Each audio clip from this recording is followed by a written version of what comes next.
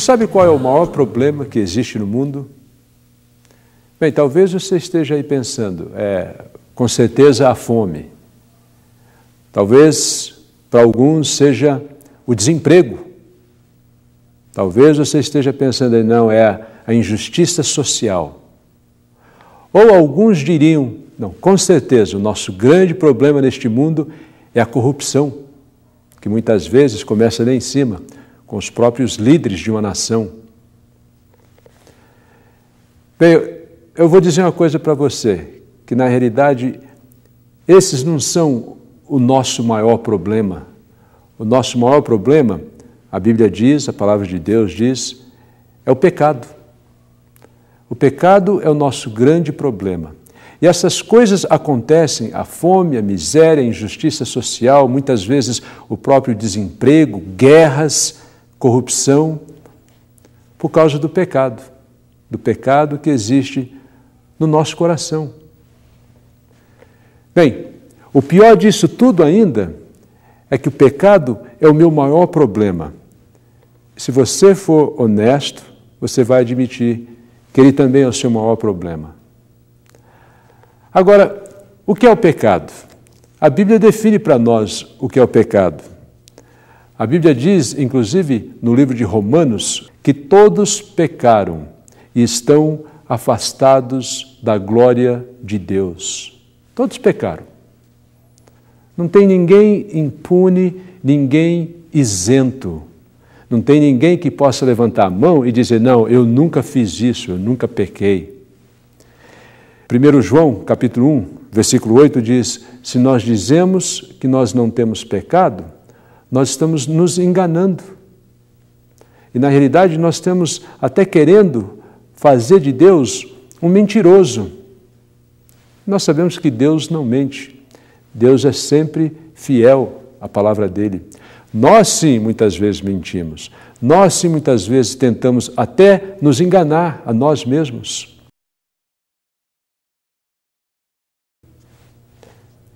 Bem-vindo, meu amigo, a esse nosso segundo programa dessa série Uma Vida com Propósito. E o tema de hoje tem a ver com isso, o nosso maior problema. E o nosso maior problema é o pecado. Agora, vamos definir o que é o pecado. O que a Bíblia fala sobre o pecado? Bem, no livro de 1 João, capítulo 3, versículo 4, a Bíblia diz que o pecado é quebrar a lei, o pecado é transgredir a lei. Veja lá o que diz. 1 João, capítulo 3, versículo 4. Quem peca é culpado de quebrar a lei de Deus, porque o pecado é a quebra da lei. Então, a primeira maneira de você pecar é você quebrar uma lei. É o pecado que nós poderíamos chamar, inclusive, da comissão. Você comete alguma coisa. O semáforo diz, no vermelho você para. Mas você desobedece o semáforo. Você quebra aquela lei. E, obviamente, infringe, não é mesmo, a lei e está sujeito a uma penalidade, a uma multa, inclusive. A lei diz, no verde você continua. Então, a lei nos ensina o que nós devemos fazer e o que nós não devemos fazer. O pecado está exatamente nisso daí. Quando você quebra uma lei, não é uma lei qualquer, mas a lei de Deus, a vontade de Deus. Agora, existe uma outra maneira também de pecarmos, e é o que a Bíblia chama de o pecado da omissão.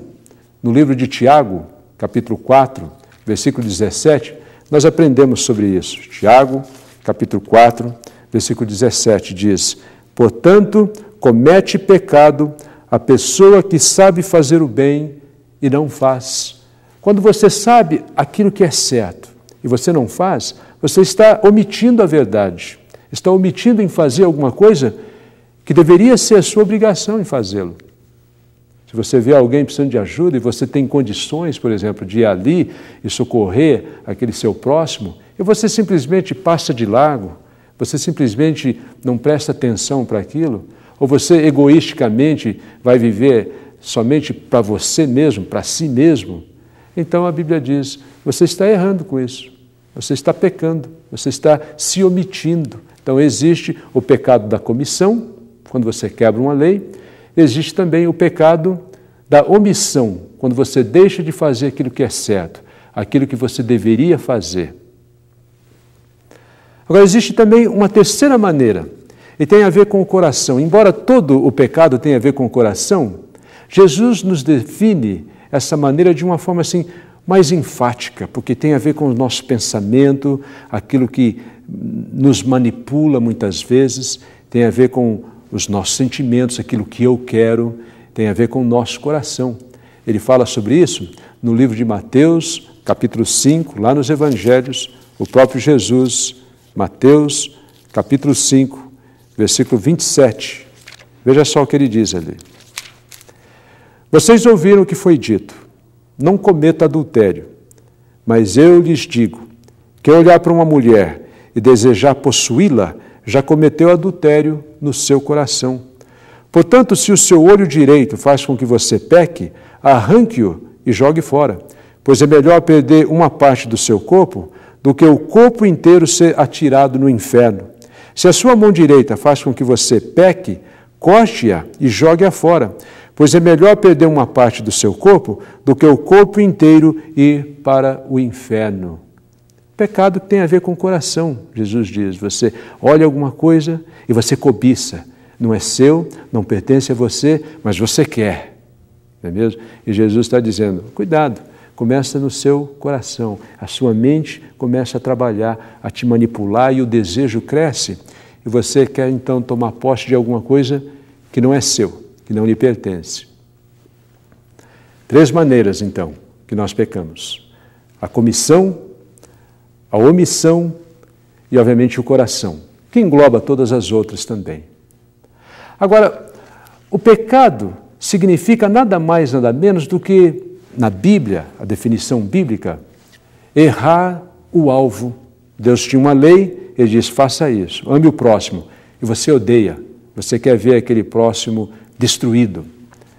Você vê alguém necessitado, e Deus diz, vai ali e ajude, e você se omite. Ou Deus diz, olha, cuidado para não cobiçar, né, aquilo que não pertence a você. E você vai ali e você começa a cobiçar, e você dá vazão àquilo, você alimenta aquilo. Você está errando o alvo. Deus tinha um alvo para você, e você está errando. Agora, uma coisa interessante, que quando você erra o alvo, você pode errar por 1 centímetro, ou você pode errar por 1 quilômetro, e não vai fazer nenhuma diferença. Você errou o alvo. Qual é a lição com isso? A lição é que todos nós somos culpados de pecar. Talvez você até queira se justificar, não, mas não é uma coisa muito séria. Mas você errou o alvo, seja por 1 centímetro ou por 1 quilômetro, um que fez uma coisa totalmente absurda.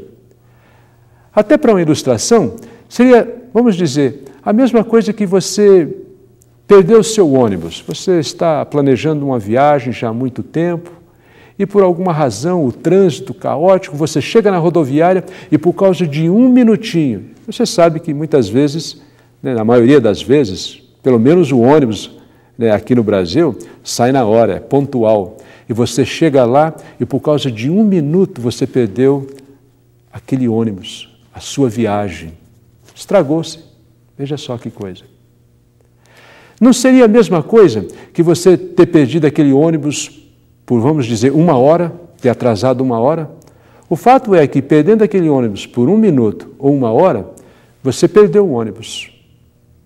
Qual é o ponto? Mais uma vez, para a gente reforçar aqui. É que você errar o alvo por 1 centímetro ou 1 quilômetro, a realidade é que você errou o alvo. E todos nós, meus amigos, somos culpados de errar o alvo uma vez ou outra, pelo menos. Todos pecaram.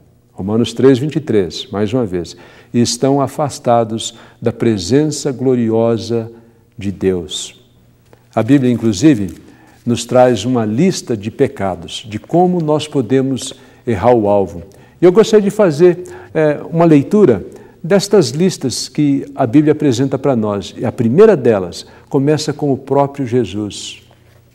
Veja só, no livro de Marcos, capítulo 7, versículo 21 a 23. Marcos 7, 21 a 23, Jesus, ele elabora essa primeira lista para nós. Como nós podemos errar esse alvo e pecar contra Deus e ferir uma lei de Deus. Ele diz ali, Jesus falando aos seus discípulos, porque é de dentro do coração que vêm os maus pensamentos, a imoralidade sexual, os roubos, os crimes de morte, os adultérios, a avareza, as maldades, as mentiras, as imoralidades, a inveja, a calúnia, o orgulho e o falar e agir sem pensar nas consequências. Tudo isso vem de dentro e faz com que as pessoas fiquem impuras. Tudo isso vem de dentro e faz com que as pessoas se tornem impuras, não aceitas diante de Deus. É isso que ele está dizendo. Imundas, sujas, fazem essa pessoa errar o alvo. Uma outra leitura está no livro de Romanos, capítulo 1, Romanos, capítulo 1, do versículo 29 ao versículo 32. Veja lá o que diz a Bíblia sobre como nós erramos o alvo.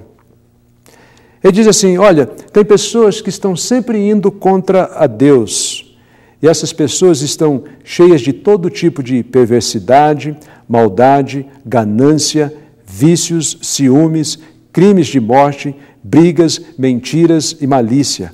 Caluniam, falam mal umas das outras, têm ódio de Deus, são atrevidos, orgulhosos, vaidosos, inventam maneiras de fazer o mal, desobedecem aos pais, são imorais, não cumprem a palavra, não têm amor por ninguém e não têm compaixão dos outros.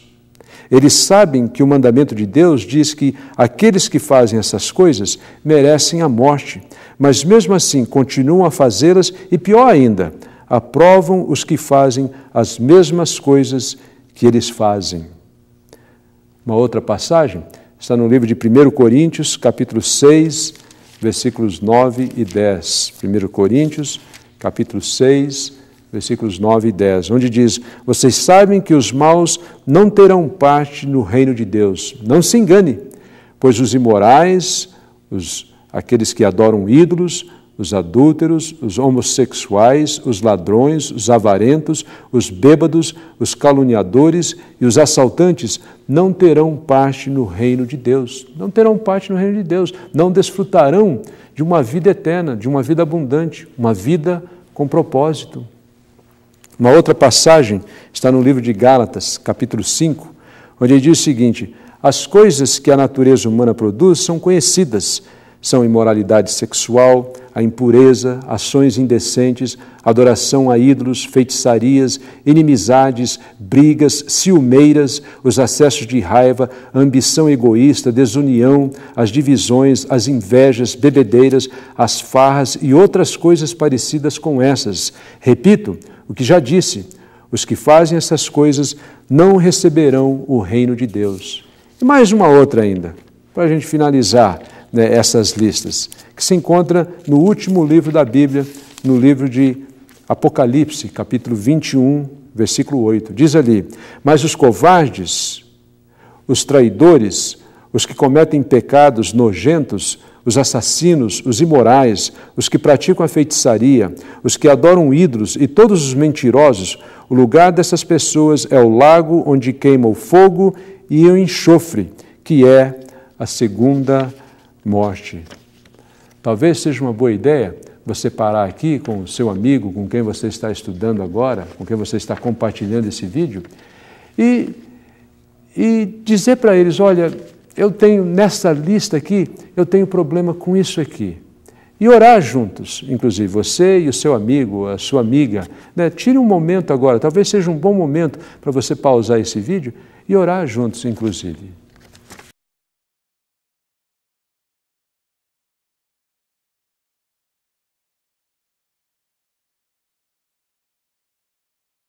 Bem, as consequências do pecado são destrutivas. Assim, o efeito é nocivo e não somente temporário, mas eterno. No livro de Isaías, capítulo 59, versículos 1 e 2, a Bíblia diz ali que Deus não está surdo. Deus está vendo a nossa vida. E aquilo que causa separação entre você e Deus é exatamente o pecado. Ali o profeta diz isto. Uma outra coisa que a Bíblia diz no livro de Romanos, capítulo 6, versículo 23. Romanos, capítulo 6, versículo 23. Ele diz ali, o apóstolo Paulo, o salário do pecado é a morte, mas o presente gratuito de Deus é a vida eterna que temos em união com Cristo Jesus, o nosso Senhor. O salário é uma coisa que você merece. Você fez alguma coisa, você trabalhou o mês inteiro, no final você espera aquela recompensa, o salário. Tá certo? E ele diz aqui, o salário do pecado, por causa do nosso pecado, por estarmos sempre errando o alvo, através da comissão, omissão e algo que em geral nasce no nosso coração, o que nós mereceríamos seria a morte. A palavra morte significa separação de Deus para a eternidade. Mas o presente gratuito de Deus, presente é algo que você nunca merece. Ah, não, mas no meu aniversário eu mereço um presente. O que é que você fez para merecer um presente no seu aniversário? Foram os teus pais que fizeram tudo. A tua mãe quem te carregou. O teu pai quem pagou as contas, inclusive. Não é mesmo? Você não merece nenhum presente. Mas veja só que coisa maravilhosa, que compaixão e que amor de Deus. Ele diz, mas o presente gratuito de Deus é a vida eterna que temos em união com Cristo Jesus, o nosso Senhor. Então, a solução é muito simples. A solução é Jesus. Você nunca conseguirá sozinho. Eu sei que nós vivemos num mundo onde as pessoas se acham sempre autossuficientes. Não é mesmo? Mas não existe autossuficiência. Pergunte, por exemplo, para um empresário que acabou de perder o seu emprego. Não existe autossuficiência. Pergunte para, vamos dizer, pais que acabaram de perder um filho numa tragédia. Não existe autossuficiência. Pergunte para um atleta que precocemente teve que terminar a sua carreira por causa de uma contusão. Não existe autossuficiência. E Jesus diz uma coisa no livro de Mateus, capítulo 19, versículo 26. Olha, a salvação para o homem é impossível, mas para Deus tudo é possível. Veja só, a salvação para o homem por si só, pela sua autossuficiência, é impossível, mas para Deus tudo é possível, inclusive a sua salvação. O segredo é então, o segredo é Jesus. Lá no livro de João, capítulo 3, versículo 16, João 3, 16, a Bíblia diz que Deus nos amou. E Deus fez uma coisa para nós. Ele nos deu o maior presente que alguém poderia ter nos dado. Ele nos deu Jesus Cristo. E agora, quando você crê nesse Jesus, diz aí, inclusive, no versículo, quando você crê nesse Jesus, você tem a vida eterna. O presente é Jesus. A única solução é Jesus. Quando Deus queria provar o amor dele por você, ele não enviou um anjo, um profeta qualquer, um secretário, ele enviou o próprio Filho. E Jesus veio com dois objetivos principais. Veja só, dois objetivos principais. O primeiro era revelar o amor de Deus por você. Ele te ama, ele está pronto para te dar um presente, que é a vida eterna em Jesus. E o segundo, Jesus Cristo veio para nos adotar, para sermos adotados, nos tornarmos filhos de Deus, pertencentes a essa família maravilhosa que Deus tem neste mundo. No Salmo 139, a Bíblia diz que Deus já conhecia você antes mesmo de você ter nascido. E Ele tinha um plano para você, Ele queria o melhor para você, porque Ele te ama. E sabe de uma coisa? Ele quer adotar você através de Jesus. Quando você crê nesse Jesus, você tem duas opções, aceitar ou não aceitar esse presente que é a vida eterna, através de Jesus.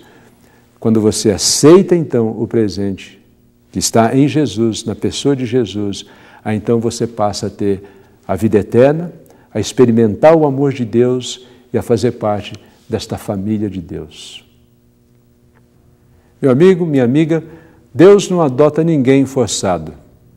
Você tem que escolher. Você tem que fazer a decisão e dizer, eu quero ser um filho de Deus, eu quero me tornar uma filha de Deus. E isso somente através de Jesus. A Bíblia fala sobre isso.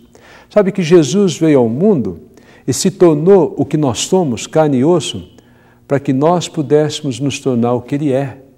Jesus veio ao mundo para que nós pudéssemos um dia ter a chance, a salvação, para podermos ir até o céu. E se nós não precisássemos de um Salvador, Deus com certeza não teria nos dado Jesus, não teria nos enviado esse grande presente. Tá certo? Deixa eu ler a pergunta desse programa, que foi enviada, inclusive, por Eduardo Santos, lá de Fortaleza, do Ceará. Ele diz o seguinte: Antenor, eu não gosto muito da ideia de que Deus é capaz de mandar uma pessoa para o sofrimento eterno. O que é que você pode me dizer a respeito dessa preocupação minha?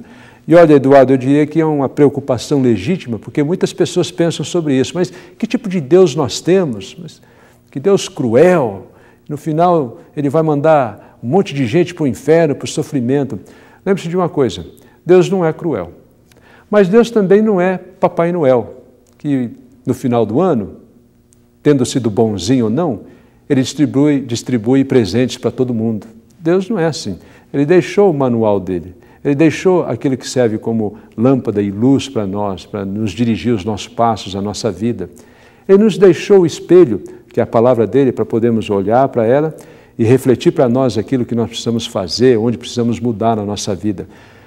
Deus, inclusive, diz para nós, está registrado ali nas palavras do próprio Jesus, Mateus capítulo 25, versículo 40, 41, ali naquele contexto, Jesus diz, olha, Deus não fez o inferno para você, Antenor. Deus não fez o inferno para você, meu amigo, minha amiga. Deus fez o inferno e ele está reservado para o diabo e os seus anjos. Agora, só vai para o inferno quem quer, quem simplesmente dá as costas para Deus e diz, não, obrigado, eu não preciso desse Jesus, não, eu não preciso deste presente, eu sou autossuficiente, deixa eu me fazer por mim mesmo. Até logo, eu vou dar as costas para Deus. Somente com essa atitude é que você realmente pode perder a sua salvação, a sua alma, e viver uma vida, ao invés de sucesso, uma vida abençoada, uma vida de fraqueza, uma vida de falhas, uma vida de fracasso. E no final ainda perder a sua alma. Triste, não é mesmo? Então, Eduardo, a resposta está aí. O único meio é Jesus, para você não ir para esse lugar que foi originalmente reservado somente, feito somente, para o diabo e seus anjos. Até o nosso próximo programa.